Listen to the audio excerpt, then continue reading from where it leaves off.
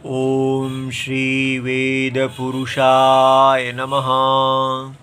नमस्कार। Class number 321 Shrimad Bhagavad Gita जी शंकराचार्य जी के भाष्य के अनुसार आरंभ किया जाता है। ओम श्री सीतारामचंद्राभ्याम नमः। नमो गुरुभ्यः। ओम अथ काल देवता श्री संवत् 2081 मार्गशीर्ष कृष्ण पक्षः पंचमी बुधवारः पुनर्वसु नक्षत्रम दक्षिणायनम शरद ऋतुः। ओम तत्सत् श्री शंकराचार्याय गुरवे नमः। या निशा सर्वभूतानां तस्यां जागर्ति संयमी यस्यां जागर्ति यस्यां जाग्रति भूतानि सा निशा पश्यतो मुनेः। अध्याय नंबर 2 और श्लोक नंबर 69। ये Shrimad Bhagavad Gita ji Gita Press Gorakhpur book number 10 Shankaracharya ji के भाष्य वाली पुस्तक। अच्छा जी, अब ये आज जो श्लोक आया है ये भगवद गीता जी के बहुत अत्यंत गंभीर श्लोकों में से माना जाता है और भगवान की बड़ी कृपा है कि क्रम से चलते चलते आज हम इन श्लोक महाराज जी के दर्शन कर रहे हैं और ये साक्षात सरस्वती देवी हैं और ये हमें अपना रूप दिखाएंगी। तो इसको समझने से पहले हम शंकराचार्य जी के संबंध भाष्य को देखते हैं कि इस श्लोक के बारे में शंकराचार्य जी क्या कहते हैं। देखिए, यहाँ से अब जो पिछला एक विषय चल रहा था, भगवान ने अर्जुन ने जो पूछा था स्थित प्रज्ञा के लक्षण क्या हैं, तो वहाँ पूरा ध्यान था प्रज्ञा को स्थित कैसे किया जाता है। कौन सी चीज़ है जो ज्ञान उत्पन्न हो जाने पर सत्य का और असत्य की पहचान हो जाने पर फिर भी कौन है जो इस ज्ञान को, इस विवेक, सत्य और असत्य में जो विवेक है, इस विवेक रूप ज्ञान को, विद्या को हर लेता है। तो उसमें भगवान अनेक तरीके से बता रहे थे कि उसको जो हरता है वो है इंद्रियां का जो हमारे विषयों में मोह है। तो इंद्रियां हमको बार बार विषयमुखी कर देती हैं जो, और इसलिए कहा गया कि हमको सदा यत्नशील यति होना चाहिए और अपने ज्ञान की रक्षा करनी चाहिए। सदा अपने ज्ञान का जो विवेक रूप प्रत्यय है, सत्य और असत्य के बीच में विवेक, ये रस्सी है, ये सांप है, रस्सी सत्य है, सांप असत्य है, इसमें जो बना रहेगा उसको दोबारा सांप में सत्य प्रत्यय नहीं होगा। तो ऐसा कुछ देर बने रहने से धीरे धीरे वो ज्ञान पक जाता है और वो जो संस्कार से, पुराने वासनाओं से बार बार सर्प की तरफ ध्यान जाता है, उसके सत्यत्व की तरफ, संसार के जो माया मृग हैं, लोभ हैं, वो हमें खींचते हैं। इसलिए कहा गया कि एक हिंदू को सदा सत्य और असत्य के विवेक की इच्छा करनी चाहिए और उसके लिए उसको अपनी इंद्रियों को स्वेच्छाचार में नहीं जाने देना चाहिए। सदा रामाचार, राम जी के अनुसार जीना चाहिए, ना उसमें अपनी इंद्रियों को दबाना चाहिए और ना ही अपनी इंद्रियों को स्वेच्छाचार में छोड़ देना चाहिए। ये बहुत इम्पोर्टेंट है कि हमारे देश में ना कहा जाता है कि आप अपनी इंद्रियों को पूरी तरह दबा लो और नपुंसक बन जाओ, और ना ही कहा जाता है कि आप बलात्कारी बन जाओ। ये बात समझ में आई? तो इसलिए जो ये जो अवैदिक वेद से बाहर जो भी रिलीजियंस हैं, वो सब या तो व्यक्ति को नपुंसकता की तरफ ले जाते हैं, उसकी इंद्रियों को इतना दबा देते हैं, और या जब वो इंद्रियां दब जाती हैं तो विकृत हो जाती हैं और वो फिर रावण बन के निकलती हैं। इसलिए हमारा भारत स्वस्थता देने वाला है, ये व्यक्ति को सत्य में स्थित कराता है कि आप सत्य में स्थित रहिए, और ये जो असत्य प्रपंच है, असत्य की दुनिया है जहां इंद्रियां और इंद्रियों के विषय हैं, उससे एक असंगता, असंग नाम का एक शस्त्र है, असंग शस्त्रेण दृढ़ेन छित्वा। इस असंग शस्त्र के सत्य और असत्य आपस में, सत्य और असत्य ये कभी भी आपस में जुड़ते नहीं हैं, ठीक है? कभी भी असत्य सत्य को स्पर्श नहीं करेगा। सत्य सदा शुद्ध रहता है, और जो व्यक्ति सत्य में प्रतिष्ठित हो जाता है वो राम है। जो असत्य में प्रतिष्ठित रहता है वो रावण है। इसलिए जो भी विदेशी भारत से बाहर से मत आए हैं, वो हमें क्या कहते हैं? इंद्रियों को दबाओ, इंद्रियां गंदी हैं इत्यादि, और हमको बीमार बनाती है। और उसके विरोध में व्यक्ति फट के चोरी से वो एकदम पूरी तरह स्वेच्छाचारी हो जाता है, मेरी मर्जी जब उसको छोड़ता है, और दबी हुई इंद्रियों में भी वो कंज्यूमरिज्म में ही जाता है, क्योंकि कंज्यूमरिज्म के अतिरिक्त तो वहां कुछ है ही नहीं। लेकिन यहां पर तुष्टि का साधन सत्य आत्मा बताया जाता है। तो दो चीजें, एक तो तुष्टि मिली और एक असंगता मिल गई। हमारी जो अनात्मा के ऊपर सुख की रिलायंस है, सुख के लिए हम जो आत्मा के ऊपर हर प्रकार से आश्रित हैं, वो चली जाती है। सुख के लिए आपको सत्य मिल जाता है, राम मिल जाते हैं जो आपको सुख देते हैं, और आप इस असत्य प्रपंच में केवल धर्माचरणम करते हैं।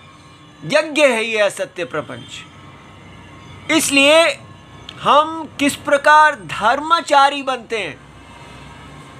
कामाचारी, बिना इंद्रियों को दबाए, नरत्व को दबाए, नारित्व को दबाए, बिना मैस्कुलिनिटी को दबाए पूरा नर बाहर निकलता है। सुंदर राम, एक एक अंग से सुंदर, आंखें, होंठ, उसकी कंधे, जांघ, हर चीज एकदम काम से संपूर्ण।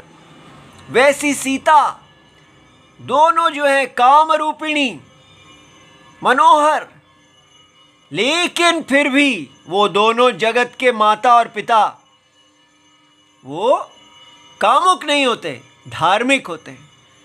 लेकिन उनका काम दबता भी नहीं है। सारा जो भी उनकी काम है वो कभी धर्म की मर्यादा का उल्लंघन नहीं करता, लेकिन फलता फूलता भी है मर्यादा के अंदर।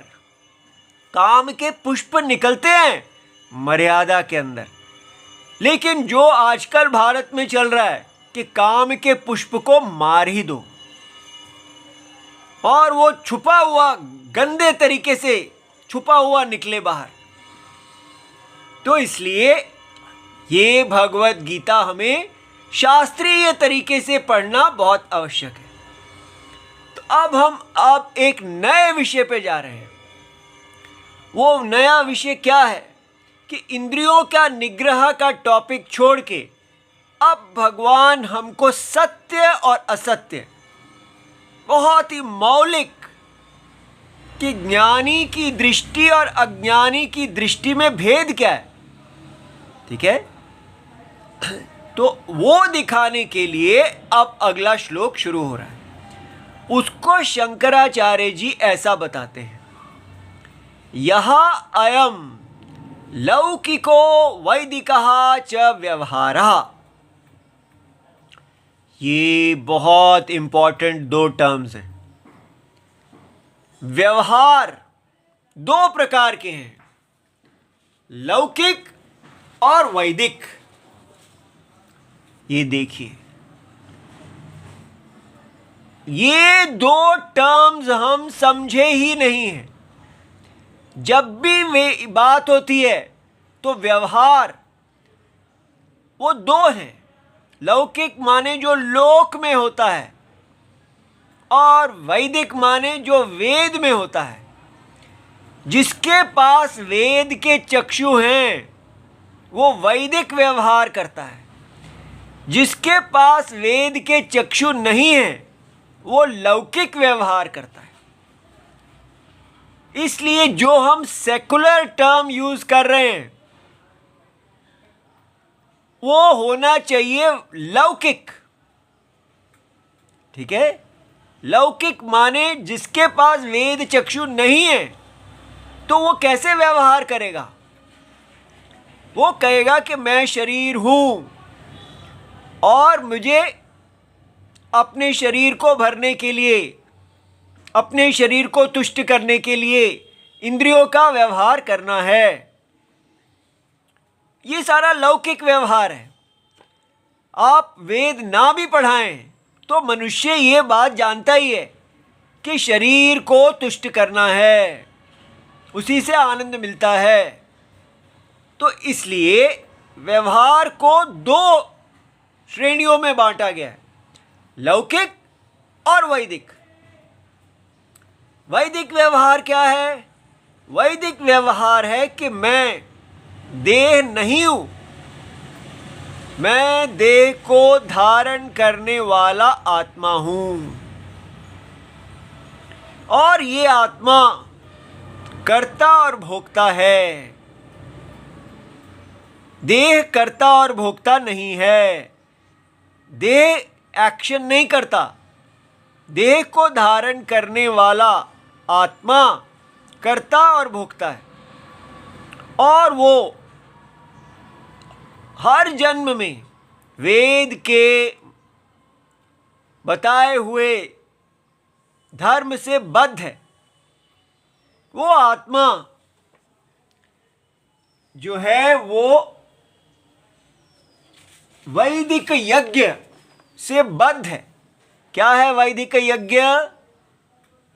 ये बताया जाता है कि यहां पर एक सत्य पुरुष है जिसने एक विश्व रूप धारण किया है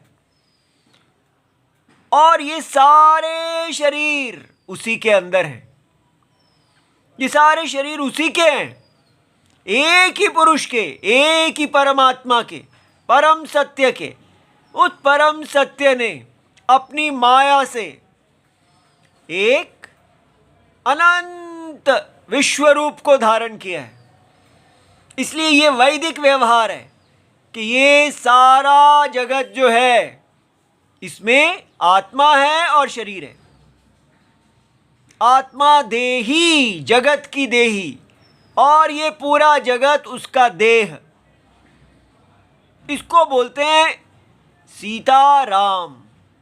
ये पूरी देह माया देह है, ये सीता है, और ये पूरा आत्मा इसके अंदर वो राम है।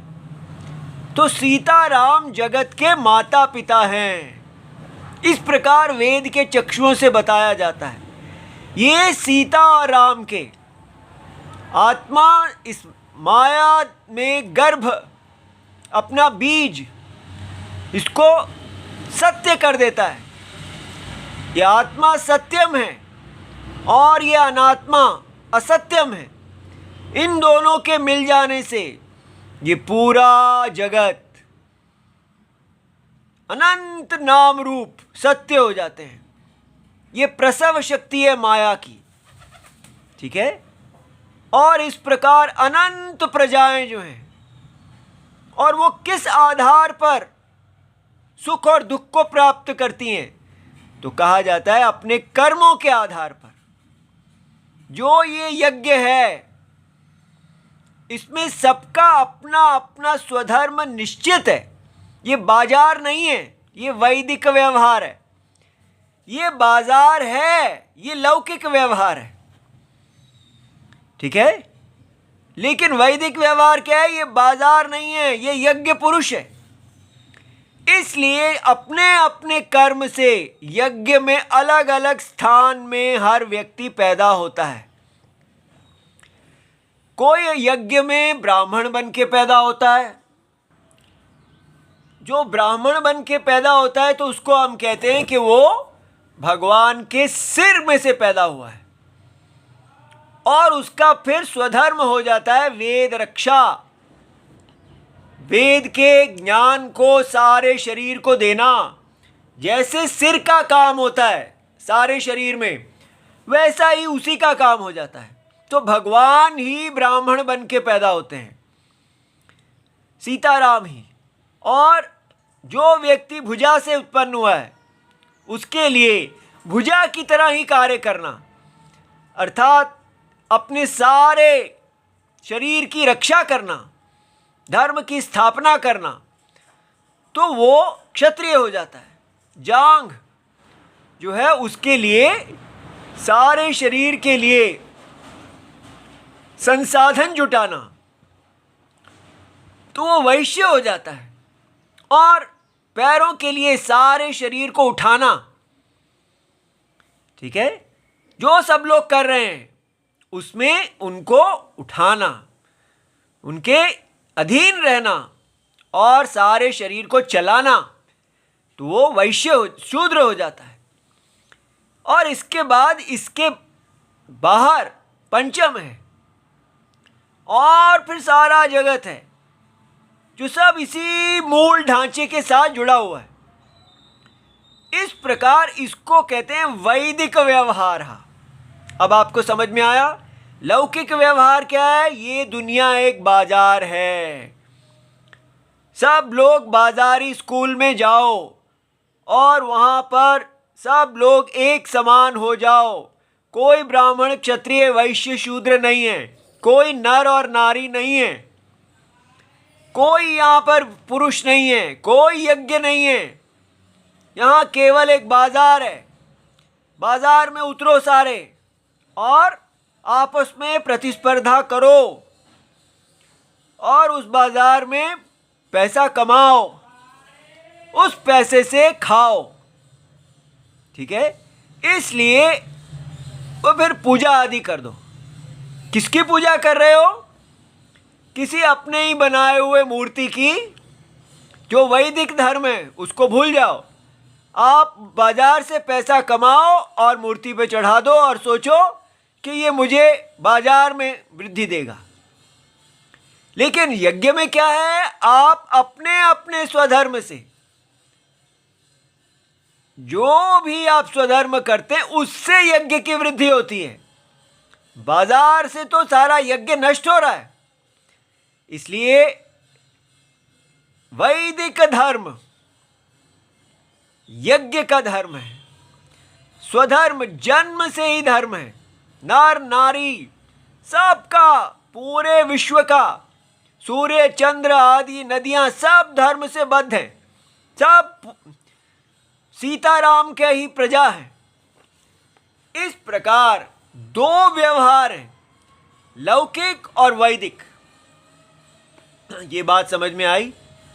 भारत ने जब अपने आप को स्वतंत्र किया है तो वैदिक व्यवहार को रिलीजन मान के कि ये वैदिक व्यवहार एक रिलीजन है, इसलिए इंडिया, भारत केवल लौकिक होगा। ठीक है, इसलिए लौकिक का मतलब हो गया नास्तिक, वेद को नहीं मानने वाला, वेद चक्षुओं से विहीन। तो इसलिए भारत इस समय हमने जो भारत बनाया वो लौकिक भारत हो गया, वैदिक भारत हुआ ही नहीं। और हम इसी वैदिक भारत का नाश करने लगे, क्योंकि हमने कहा ये एक रिलीजन है और हम किसी एक रिलीजन को स्वीकार नहीं करेंगे। सारे रिलीजन बराबर हैं, और सारे रिलीजन बराबर करने के लिए हमने क्या किया, ये जो सत्य के चक्षु थे, सत्य परम सत्य के अनुसार व्यवहार करना, उसको हमने रिलीजन बना दिया। और बाकी जो रिलीजन थे वो उनमें सत्य का कुछ है ही नहीं, वो अंधविश्वास हैं, कोई सत्य नहीं है वहाँ। वो खुद कहते हैं हम केवल अंधविश्वास हैं, बिलीफ, जिसको कोई व्यक्ति प्रमाणित नहीं कर सकता। ये सत्य आत्मा पे आश्रित है, इन दोनों को बराबर कर दिया सबको। उससे क्या हुआ, हमने पिछले 75 साल में पूरी तरह वेद के व्यवहार को स्वयं ही नष्ट करने लगे। हमारे सारे स्कूल जबरदस्ती बस यही कह रहे हैं, बाजार वृद्धि, बाजार वृद्धि, बाजार वृद्धि। अगर बाजार वृद्धि होगी तो भारत की वृद्धि होगी। भारत माता कौन है, बाजार। बाजार की वृद्धि करो माने भारत माता की वृद्धि करो। सारे भारत के पुत्र, इकोनॉमी को बढ़ाओ। लेकिन वेद माता को हत्या करो। इसलिए हम वेद माता को रुलाते रहे और बाजार माता को बढ़ाते रहे। इसी कारण आजकल के जो हिंदू हैं वो हिंदू नाम के हैं, वो वास्तव में केवल रावण हैं, केवल बाजारी लोग। ये बात समझ में आ रही है क्यों भारत इतना गिर गया। उसके गिरने का कारण था कि दो व्यवहारों को हम समझे ही नहीं। देखिए भाष्य पढ़ने का कितना लाभ होता है कि शंकराचार्य जी हमें बता रहे हैं कि दो प्रकार के व्यवहार, लौकिक और वैदिक, दोनों ये व्यवहार जो है ये असत्य है। माने कितनी गहराई है कि वेद जो कह रहे हैं वो भी असत्य है, और जो वेद को नहीं जानते वो भी असत्य है। अब ये क्या बात है, क्या वेद हमको असत्य बताएंगे? देखिए ये कितनी बड़ी बात है। वेद हमें जो बता रहे हैं कि आप बार बार जन्म लेते हैं इस यज्ञ के कारण। ये जो यज्ञ पुरुष है, इसको जो तर्पण करता है, जो इस यज्ञ पुरुष को तर्पण करता है, ये यज्ञ पुरुष सूक्ष्म शरीर और स्थूल शरीर वाला है। सूक्ष्म शरीर देवताओं का शरीर है। सूक्ष्म शरीर माने इंद्रियां, मन, बुद्धि। बुद्धि बृहस्पति हैं।